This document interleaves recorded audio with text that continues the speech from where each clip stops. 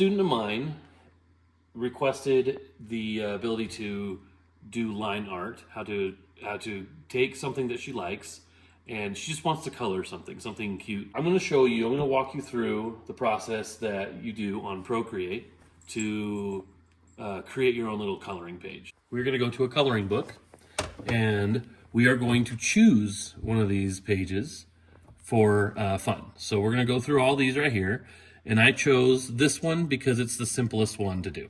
It's because we can't color this right now. We can tap on that and we can pick little colors, but it's not something that we can actually do anything with. We want to color it, right? So we are going to go into Procreate right here, and I'm going to show you exactly what it is like to draw this exact thing. So just watch real quick here.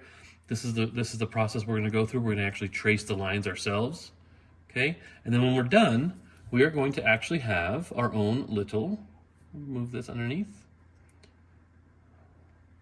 We are going to have our own little ability to color. Now I'm going to put this on a coloring pencil real quick, sketching.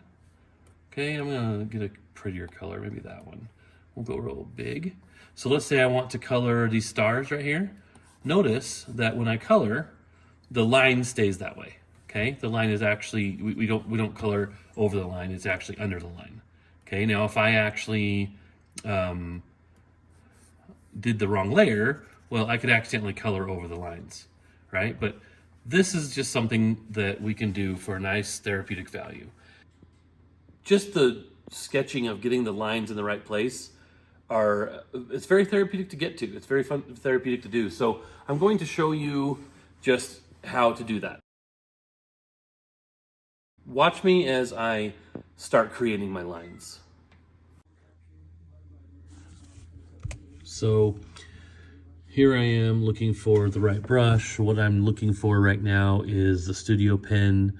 It's probably the most easy inker to use. It's probably the easiest pen to use. So I'm going to go ahead and choose that. And let's see how that writes. Yeah, so it looks like it writes pretty good, except I'm going to change the thickness here. Oh, that's too thin.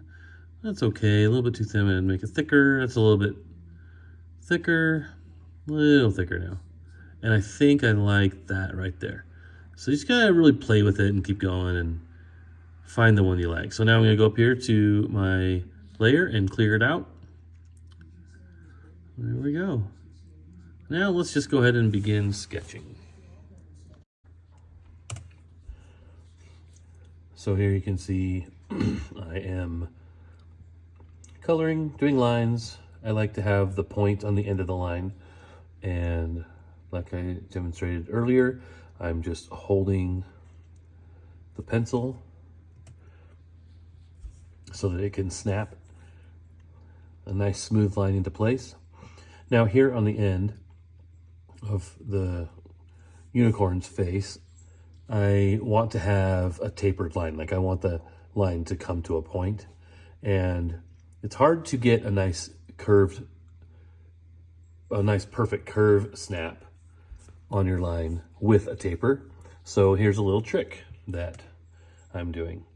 Just going to draw the taper off to the side, and then I'm going to use the select tool to select the taper and bring it over and match it to the line that does not have the taper. It's as simple as that. And of course, I'm just going to keep on sketching every line one by one. It's